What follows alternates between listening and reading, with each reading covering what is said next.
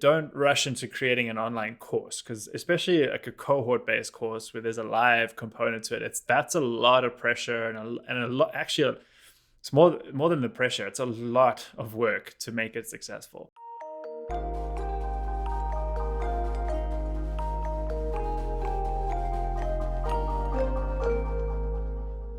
Andrew Barry has helped creators like Ali Abdaal create their online courses. Hey everyone, I'm Actor, and in today's episode of Creators on Air, I spoke to Andrew about all things online courses, from when to launch one, how much to charge, and what makes a good online course.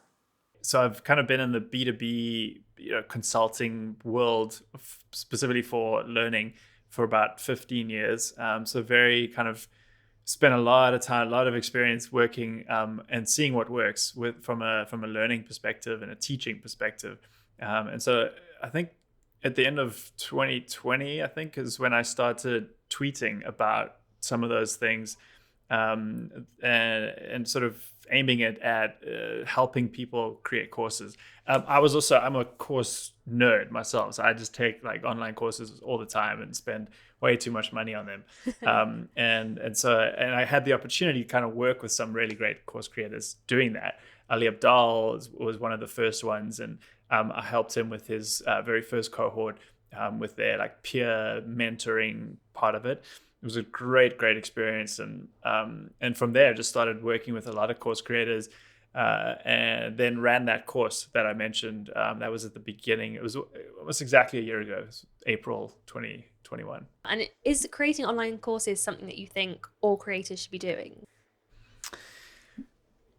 I want to say yes, but so it's not something you should rush into. Okay. It's definitely something I recommend everyone does, because teaching something is the best way to learn it, right? Mm-hmm. That's been proven in my life over and over again, and I think anybody who has that, it could be just teaching your parents how to how to use the internet, right? Like any little things like that. Like you have to understand it a lot better when you have to teach it to someone. Try explaining something to a 5-year-old, right? It's that whole Feynman technique.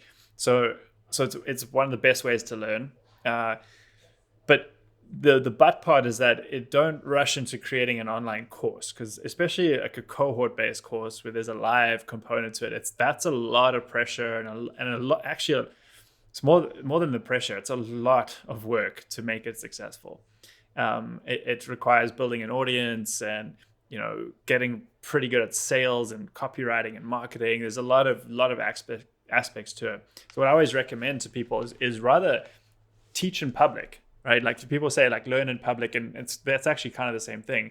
Is teach people what you're learning or the thing that you're good at, but also like use it as a way to keep learning about that thing. And so I'm doing this now in the learning culture stuff. I write a newsletter once a week, and it's just it's like my forcing function to go and research something I'm interested in that's relevant to that space, and then I write about it and share it with people. And so I'm expanding my knowledge, but I'm also attracting like-minded people who are interested in it. And I think the biggest lesson that I've learned going back to like the course that I ran for course creators and now this sort of more B2B focused stuff is that you got to give it time. Like just that process is so worth it, of just clarifying your thinking, finding like-minded people, kind of building a community around it. It's so valuable, and just give it time. The course will come. Definitely. And for creators who are growing their audience and have quite a reasonable audience size, at what point do you think they should feel ready to start an online course? Is it down to numbers, or what's relevant here? Yeah, that's a great question. So there's no set number. I think the best way to do it, it's obviously easier for someone who has a decent sized audience already, and can. The first thing I recommend they can do, and this is so much easier when you have a big audience, is to test the demand for the thing that you want to teach. And the best way to do that is to ask people, but even more, you can ask them or invite them to a workshop on that thing, right? That's the easiest thing, because then it also forces you to kind of provide some kind of value in 60 minutes or whatever, which is tough to do. So like you have to like get very clear on what value you're going to deliver to people. And that's often what I recommend starting with, is put together a workshop and say, hey, I'm going to teach you how to do this thing. And we could talk about like how to frame that as well, because that's also important. But just like that process, you'll see by how many people show up to it, how engaged people are. And then the best part is you'll get all the questions people have. And that's what your course will be about. I almost guarantee people that what they think their course is when they first design that workshop is not at all what it's actually going to be, because people will have certain questions that you didn't even know, because you have this like beginner's mind. You don't have beginner's mindset when you're like a bit more experienced. And so you won't even know like what are the things people struggle with. And so it's happened to me all the time where the course just takes shape because of those questions. That's a really good point about the beginner's mindset. And so when somebody decides that they do want to start a course or even a workshop, how do they go about planning that? Like, what sort of structure should they be considering? So I always say, start with thinking about what the transformation is going to be. So what can you promise people will be able to do differently by the end of it? And the more specific you can get on that, the better. And it's also, and I suppose the other thing is it needs to be specific, but also it needs to be a benefit to the person that you're teaching, the group of people you're teaching. Not, I will teach you how to use XYZ. It's not like I will teach you how to use Notion. It'll be like I will teach you how to, effectively manage your task list. And then it happens to be using Notion, right? But like the thing that people are most interested in is how to be more productive, how to, find more time in their day to spend time with their family. Like those are the things people are signing up for. And so that's the transformation. And then the other thing is the vehicle for transformation. So then it's like, okay, we have a system in Notion. I'm going to teach you this system, or whatever that case may be. So it's thinking about your transformation and then your vehicle for transformation is a great starting point. So now you've got your North Star, right? That's like the transformation. You want to then sort of map the journey of like step by step how it's going to happen. And here's where like those questions that we talked about are super helpful, right? That beginner's mindset that you can get from your audience. Like, what do people struggle with? So is it like, using the Notion example again, is it like figuring out Notion, like understanding databases, or is that, okay, that's already assumed, then we can move on to more advanced stuff? Like sort of knowing where people start from is key. In fact, that's actually like a learning principle of prior knowledge is one of the most important inputs into designing a learning program. So know where people are starting from and then map out that journey. And so you've got like point A, where they're coming in from, and point B is that transformation. And you've got to like try and fill in as much detail in the gaps between without falling to the trap of sort of expert curse, like, jumping to conclusions or making assumptions that are not explicit and that kind of thing. And it's really interesting that you're talking about expert curse, because I'm sure a lot of people who haven't done a course before will have to deal with imposter syndrome when starting one. Is that something that you see online creators dealing with when they do start courses? And how do you kind of encourage them to overcome it? Yeah, I mean, I dealt with that with my program with 150 people. Ali Abdaal dealt with that, and I think still does, with his program, and he has, millions of people following him. And it's no matter how big your audience, no matter how much expertise you have in the thing, I think there's always imposter syndrome, and I think the roots of that is knowing it, and this is like the good part, is that knowing that you don't know everything, right? Accepting that you don't know everything. And that's actually a good thing. That's what a lifelong learner is. That's why you're going to keep learning, because you don't know, you accept you don't know everything. But it also comes with that downside of like, oh, someone's going to ask me a question and I'm not going to have the answer, or I'm going to get caught out and they're going to have a different way. And so that's like the flip side of the coin. So to answer your second question, how do you deal with that? It's just, honestly, I think it's just accepting that, and dealing with it in sort of a authentic, vulnerable, humble way, to the point, like, I'll get super specific. Like, if those questions come up, because they probably will, just say, you know what, I don't have a great answer for you right now. I need to go do a bit more research on it. And then do that and go back to that person with like this kick-ass, like unbelievably well-researched answer. And they'll be your fan for life, right? Because you went to that effort and you really made something clear for them. I love that answer. That's a great answer. And when you are dealing with courses, obviously you've mentioned already that there's things like cohort-based courses, you've got things like video classes, workshops, there's different kind of models almost for courses. So how should creators go about deciding what sort of course they're going to deliver to their audience? So I think the best way often is what I recommend to most people is to start with a live type of program, right? Something that you can get people together and you can learn from them while they're learning from you, because so you're getting those, that feedback and those the questions that they have, and it's the best way to shape your course. I think people too often jump into like creating a self-paced type of thing, like record a bunch of videos, put that out there, and like it can work. And I've had some really great ones that are like that, but I'm pretty sure most of those people started maybe not with a formal course, but just by having conversations with people and teaching them live one-on-one even, right? And kind of going through that process, and then seeing what resonates, what questions people have, and it makes that end product so much better. So that was the order I did it in. It was the self-paced course that I put out after my live thing was definitely so much better, because it was like half of it was the experiences that I'd had in that live program. Yeah, and getting all that user feedback. Exactly. Which you get in the moment, like that. It's not even like, the survey at the end or anything like that. It's like in the interactions during those live sessions, where you're just like, oh, you know what, that's what people are asking about, or that's what's resonating. That's what your course should be about.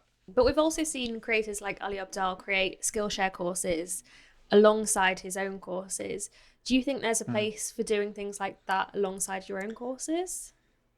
Yeah, 100%. And I think in Ali's case, like his Skillshare stuff was, at least initially, I think was sort of on the, studying like study techniques and that kind of thing, which he had been teaching live in Cambridge for years before that, right? Like yeah, right. Like, so like that, it's all still there. Like he knew what worked and what didn't work, and he was able to then package that knowledge there. And I'm sure that's true for then a lot of his more recent stuff as well. It's kind of accumulated experience that gets packaged up there.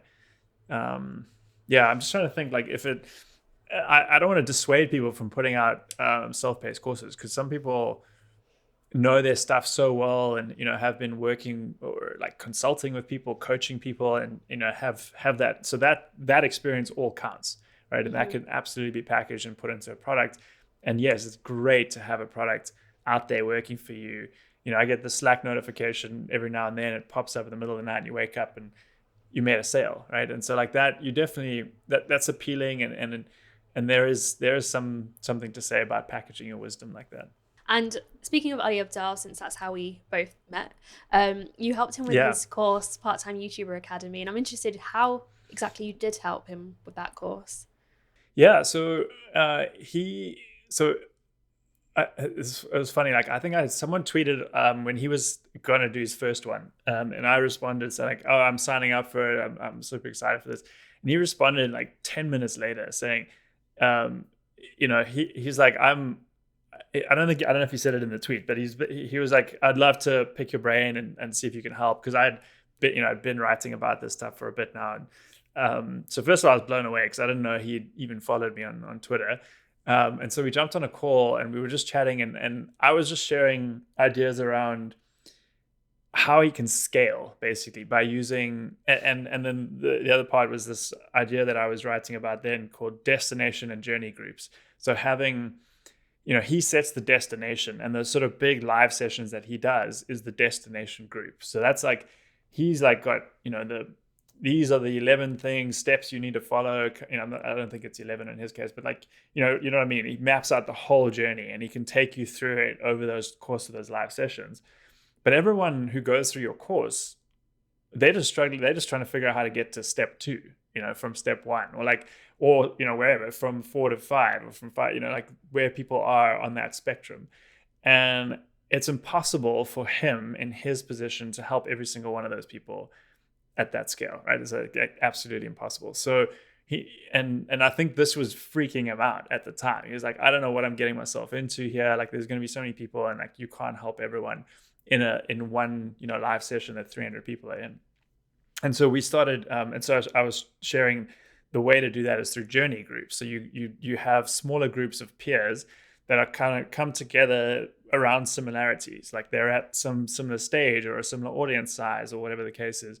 And you have a peer mentor that's leading them, and that person is also only 1 or 2 steps ahead, not Ali Abdaal level. Like they're 1 or 2 steps ahead because it's so much easier to learn from someone who's just been through what you're going through right now, right?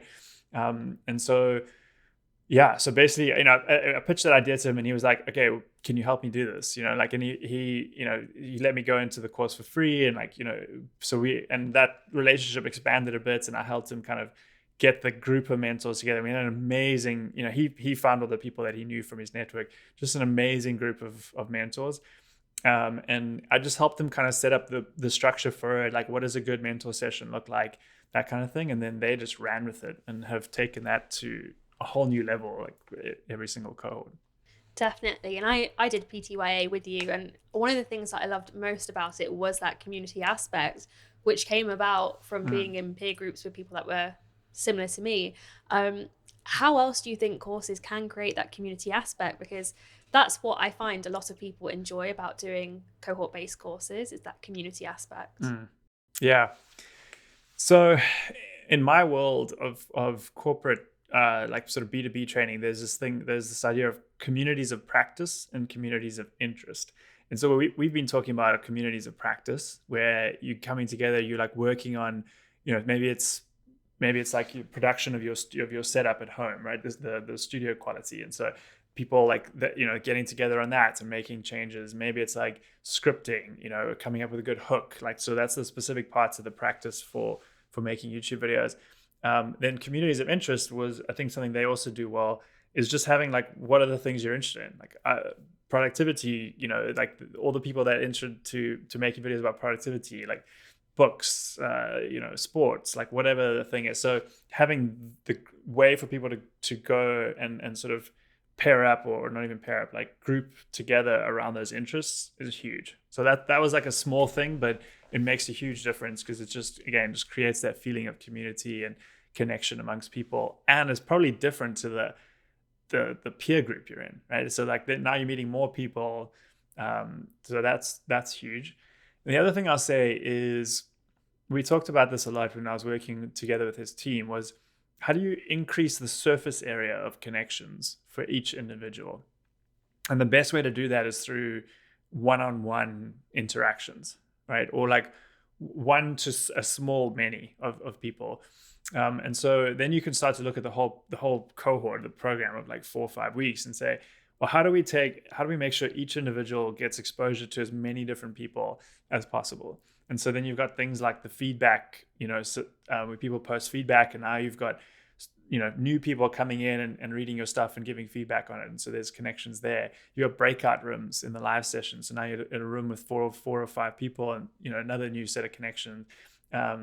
I think there was like matching. You could like sign up. Accountability partners was another one that they definitely ran with. So you just you stack up a bunch of these, and you say how many, early and often get that surface area of connections for people, and yeah, the rest kind of takes care of itself. There are a lot of those things that I actually really enjoyed about PTYA. The other question that I wanted to ask you is about pricing, because I feel like, especially when you're starting out, how do you know how to price your course? It's so difficult. So there, I sort of came up with this idea of like, picture like a barbell, where you've got like the sort of low end of course prices, which is more your self-paced stuff, which is like in the hundreds of dollars. And then you've got the high end, which is your cohort-based courses, which is like the $3,000. And then there's the middle part, is kind of what I call the messy middle. So I feel like I found like a helpful framework for people to think of, trying to be like, it's about legibility. Like, are you a self-paced course that has, that's like $100 to $200 or $300, or are you a few $1,000 course? It's almost like there's this gray area. If you're charging like $800 or $900, that's like it's a little bit in the middle. Like, what, so so that's one part of it, right? People kind of expect a certain level of, I want to say, service or experience rather at those price points. So already that helps, right? So like, where do you want to play in that? And I think that ultimate goal when you're thinking of building a business around this is having one at both ends. So Ali's a great example. A lot of Skillshare type stuff you can go, and then you've got the flagship. Mine was the same, and yeah. So like I've got, and having those both clear. So it's like on the website, right? So that if someone, I have like a $10,000 thing and a $300 thing, right? It's very, very far apart, very clear, like what the difference is. One is access to me on a regular basis, one has none. And yeah, so, and then that's actually another key point is pricing in how much access they get to you. So that's where the premium is.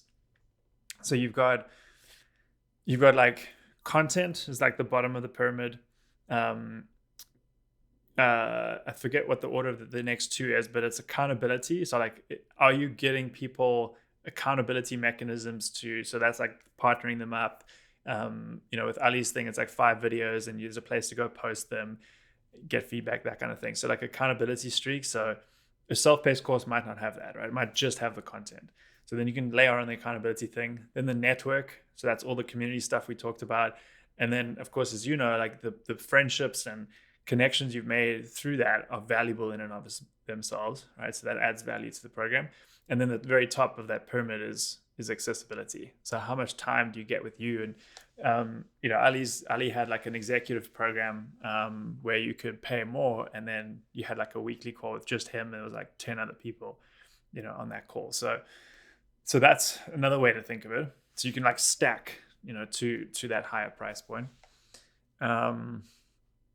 Yeah, the rest gets into like a lot of specifics around like, do you do like even numbers, odd numbers? But I think that's like a good starting point. Like sort of pick where you are on that spectrum. Think about that stack that I said, and that can kind of get you from the low price point to the high price point, and then try to have both. And regardless of where creators are on using that stack, are there any features across any type of course that you think make a good course? Yeah. So obviously good quality content, but I don't necessarily mean well produced. Like that is not necessarily important. I've had a lot of great courses that are just Loom videos, like screen recording. So like the content, the quality of the content and the insights and the knowledge that you're sharing is more important than the production value. Production value is nice to layer on later, right? Once you want to like level things up. So that's super key. Also with content, less is more. People don't want, oh, you're going to get 90 hours of videos with this program. Like no one wants 90 hours of videos. I want 1 hour of video that tells me everything I need to know, right? I want, not even, so like, yeah, so that's super key. Less is more. Like, can you get it like, insight dense? I think like you said, the network and the community piece is key. So if you can have that, my self-paced course has that a bit. Like we do socials once a month, and we do pairings. So people can sign up for get matched with someone else, and so it sort of like it relies a bit more on them taking the initiative to do it. So it's not a cohort-based course, but it works. And so some people who really get involved can do that. So I think that's a key part. The other thing is sort of related to accountability is just make it actionable. Like at the end of the day, you're not teaching knowledge, like transferring knowledge into people's heads. You're trying to transform them to be able to do something differently. So if you can make it as practical as possible, that they get like proof of work, that shows them that they've done something, that they are making progress, so that's huge, making it very actionable. And then just, I guess the last point related to that, and it ties into community, is give ways for people to give feedback, and to share their work and get feedback, right? Because that's huge. And I think all the best courses do that and make it a big part of it, is that it gets you out of your echo chamber of what you think good looks like, and you're getting real feedback with whatever it is, a piece of writing, a video, anything. That's an accelerator for people's learning. Definitely. And Ali Abdaal actually offers sponsorships, and those people are meant to help with the feedback as much as possible. So I think that's definitely something that's helped them to grow, is getting that Yeah, feedback. massive. What are some of the common mistakes that you see creators make when they are starting online courses? Yeah, rushing into it is definitely one. And sort of putting a lot of work into producing great content that you haven't like battle tested, with people that you've gotten that feedback of what works and what resonates and what questions people have. So that's a huge one. Not putting enough time into the community is a big one, and I learned this sort of through a hard-won experience really with my course. Was like realizing with how much work was in building community and how much time you had to spend being part of a community, almost like modeling the behavior you wanted to see, right? You really have to do that yourself. Like no one's going to, you can't just expect it to happen and people are going to, we're going to invite them all to this thing, give them a Slack channel, and then they're all going to just start chatting to each other. It doesn't work like that. So that was a big one as well, like being modeling that behavior. And then I guess like related to all of that is get a team.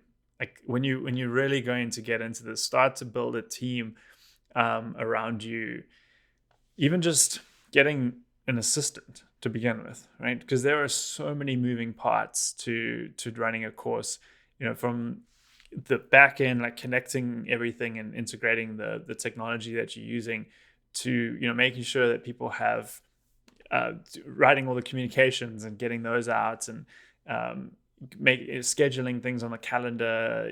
Like there's just, I could go on and on, so many moving parts. So just having someone there to support you takes a huge burden off you so that you can focus on teaching, because that's ultimately the hardest part of this, right? Like and so all these other things you have to have right. And you can get a course like a community manager. That's always a great idea as well if you're at that level.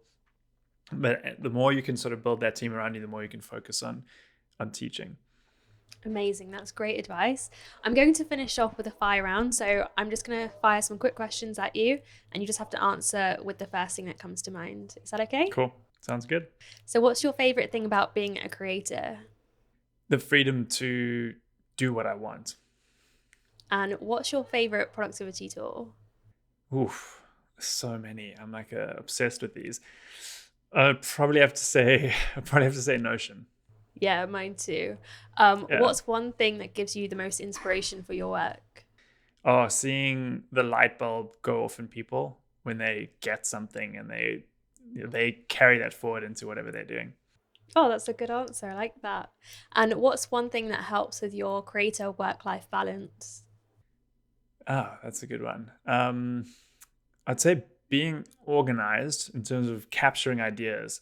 That's been huge. Like having a place to put stuff and get organized with that, so that when I do need to sit down and write or make a video, I've got all of that there ready to go, and I'm just more like assembling rather than starting from scratch. And what's one piece of advice that you'd give to other creators? I'd say be yourself. Be true to who you are. Every single person has an online course in them. You have the ability to teach something that you've learned to someone else. And no matter how small you might think it is to you, that's only relative to you, right? And there are people out there who'd love to learn that stuff. So, be true to yourself, find what you're passionate about, and make sure you're teaching that to others. Because if everyone teaches everyone else in this world, like we're in for a much better place. That's really beautiful. I love that. Thank you so much, Andrew. This has been so insightful, and I'm sure it's going to be so helpful for other creators who want to start online courses. Oh, thanks for having me, Actor. Andrew Barry has given me so much inspiration when it comes to online courses, especially this idea of using feedback from your audience to be able to shape that course. If you think you've got an online course in you and you want some help, you can find Andrew Barry on Twitter and on his website. Thanks so much for listening in to our conversation, and join us on Twitter at GetPassionFruit if you are a creator who wants to move their business forward. Stay passionate, and I'll see you in the next one.